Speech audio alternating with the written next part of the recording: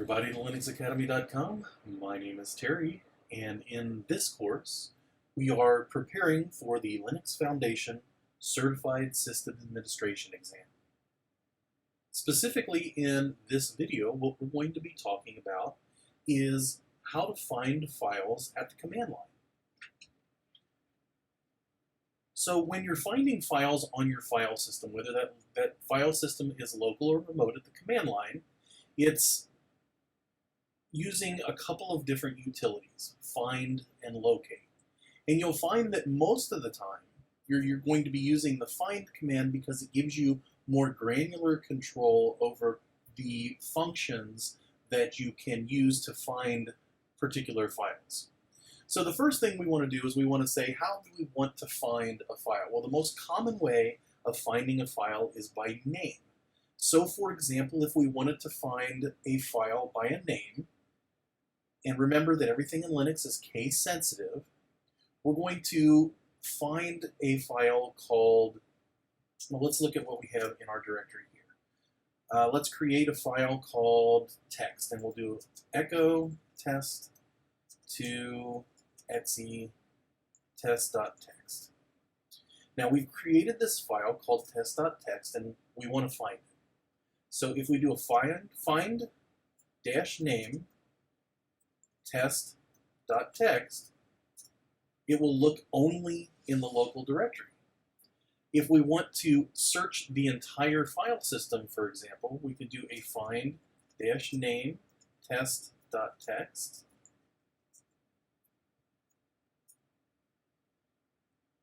and we have to pass it the path before the name of the file.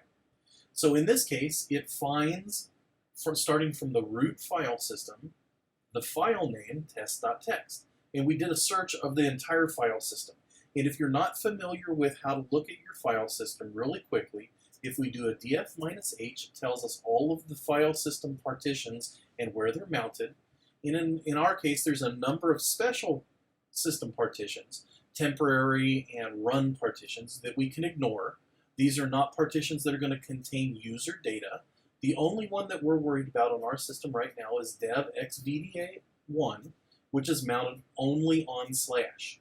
So the only file system I have to worry about when I do a find command is the slash file system.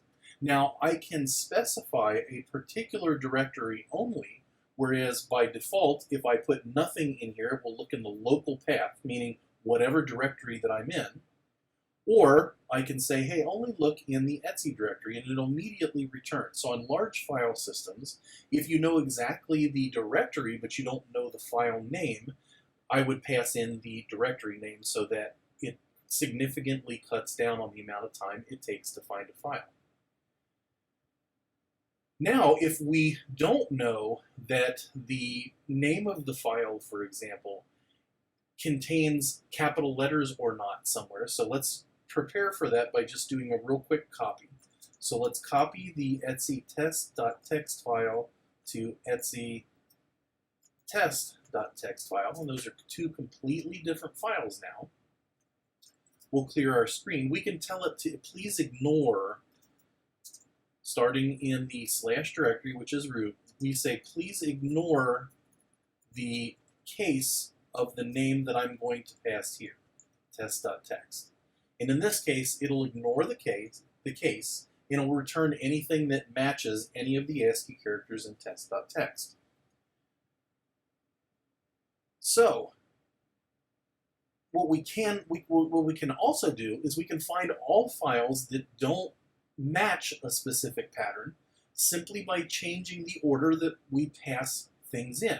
So, if we want to find everything in the etc directory except test.txt, what we can do is we can do a find starting in etc, and this is just to cut down on the search path that we're looking in. And all we're going to say is not dash name test.txt. And it'll give me everything except for test.txt.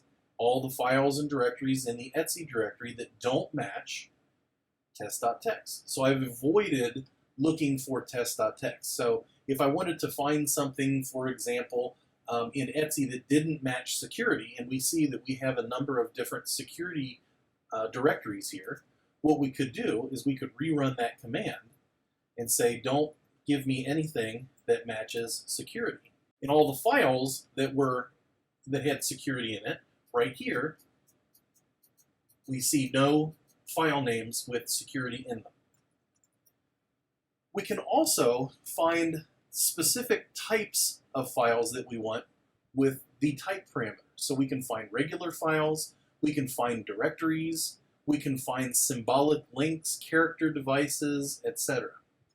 So for instance, if we want to find all the character devices on our system, we could issue the find command as follows. So if we do find / and again we're starting at root, -type, and C, which is for the character devices in the system, we'll see that all of our character devices, the dev TTYs, the serial ports, etc., all of the character devices that take character input or output are listed here in this find command.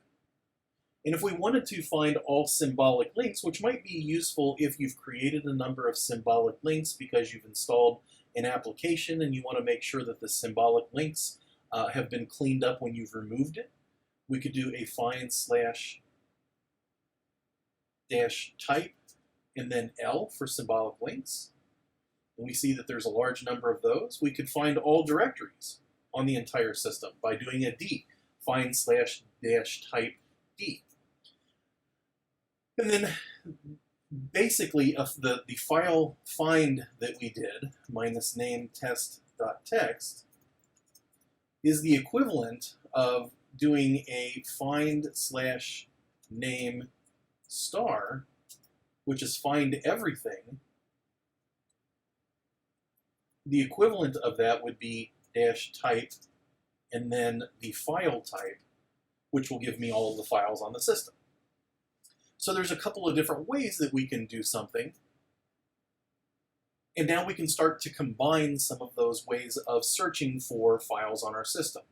For example, if I wanted to find all of the .log files, and I'm just picking it because I see a bunch of .log files here on our system, we could say find /-type. So give me all of the files that are named star.log.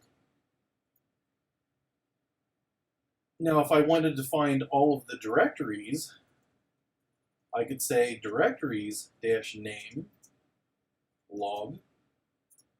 I'm only going to get those directories that contain logs in them, var log, and then the source headers. There's a couple of other ways to run find commands. We can run find commands by size. So we can find all files that are exactly a specific type. We could find all files that are less than a specific size or more than a specific size by passing in the -size parameter. So what we can do here is let's look at our Etsy directory, pull out a couple of different files where user bin might be a better location since we have a whole bunch of different files. Let's find all files that are 27K or greater. So what we can do here is we can do a find and then /user bin. We're just going to come to the user bin directory to do our find since that's where we're at. We're going to do a size. We could have done this from the root directory as well rather than user bin. We're going to say find all files that are larger than 27,000 bytes, which would be C. And we see that user bin TBL, for example, so if we do a user bin TBL, ls-al, user bin TBL, which will give me all the attributes for it, we can see that the size of the file for one of those that was returned was 109K. So it does absolutely include files that are larger than 27K. Now, if we wanted to find something in megabytes, we could do M for megabytes. If we wanted to find something in K, we could do capital K for kilobytes, and then C for bytes. So in our case, we did 27,000 bytes, which would be 27K. or if we wanted to find something that was larger than 1 megabyte, we could do 1M. We can also look at file system files that have file times, access times, modification, or change times that meet specified criteria. So let's go ahead and hit clear here. And we can do, for example, if we want to find all files whose modification time was 1 day ago or greater, we can do that. Now you'll find that when you run a find command, certain proc directories will give you no such file or directories because the proc file system is a special file system that has directories that are dynamically created based on running process IDs. And if the running process ID completes before the command is able to search them, you'll come up with a file or directory not found error. So let's see if we can find files or directories that are less than a day ago. So if we do a -1, now we'll see that less than a day ago, all of these files and directories have been updated. If we want to find files that were accessed less than a day ago, we can do a find with a -a time.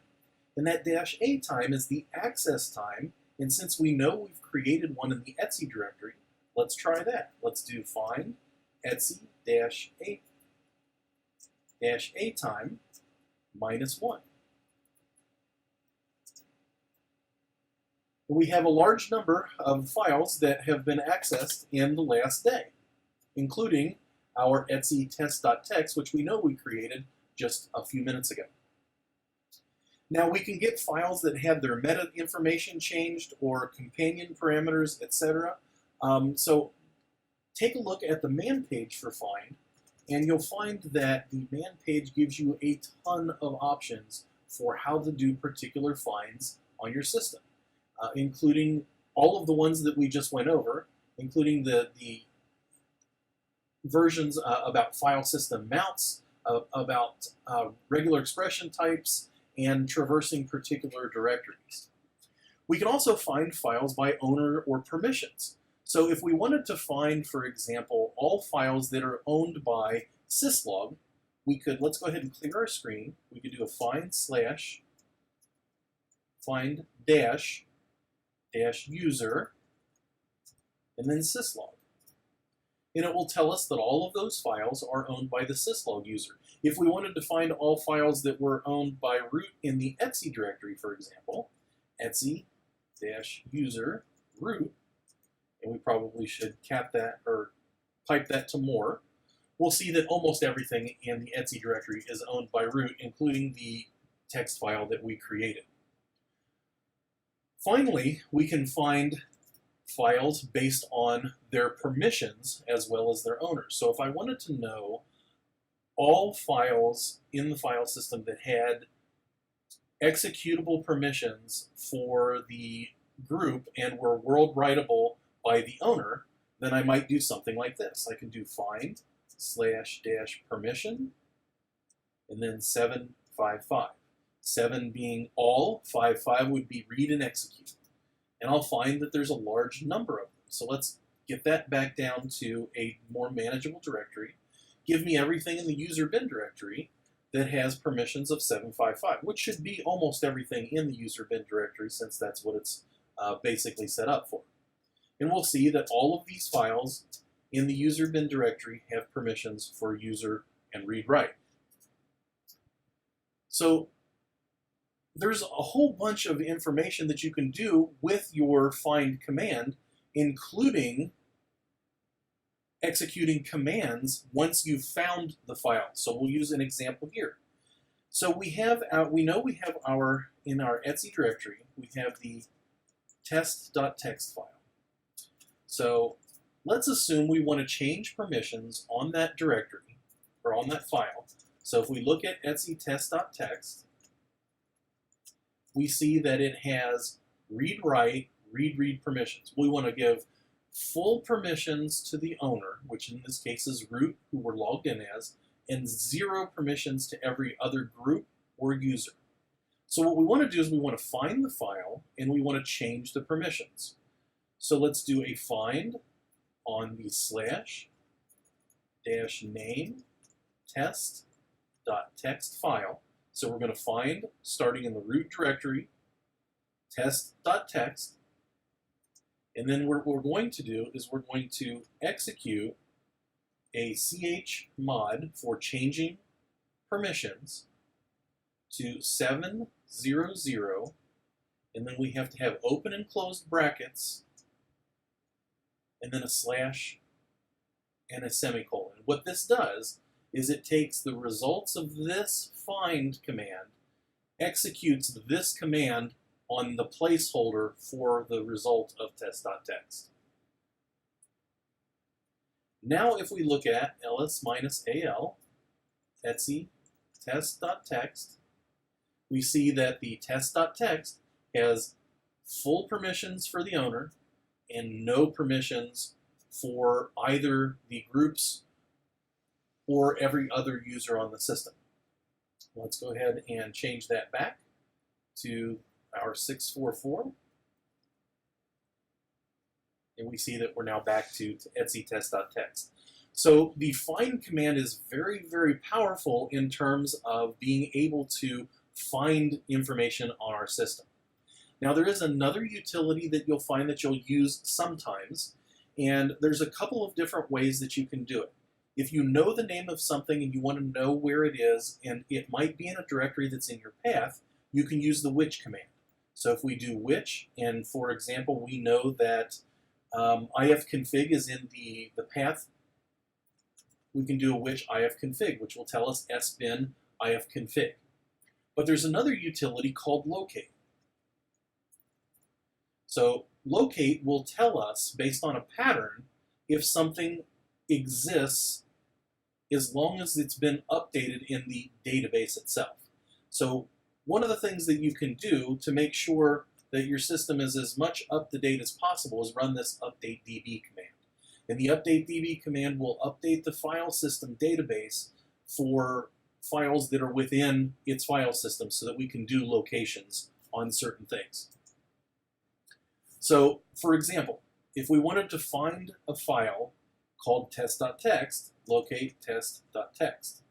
It tells us that test.txt exists in etc and the user shared doc screen term info test.txt.gz. For example, we just happen to pick something that existed in another directory as well. So the locate command relies on this database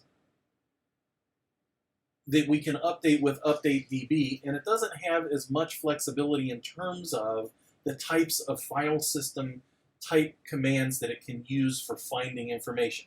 This you really have to know. In order to run locate, you have to know the exact file system, file or directory name, including case, whereas with find, as we've seen, we can do all of this at the command line, including executing other commands on top of it. So for finding files on your file system, that's all there is to it. My name is Terry for Linux Academy.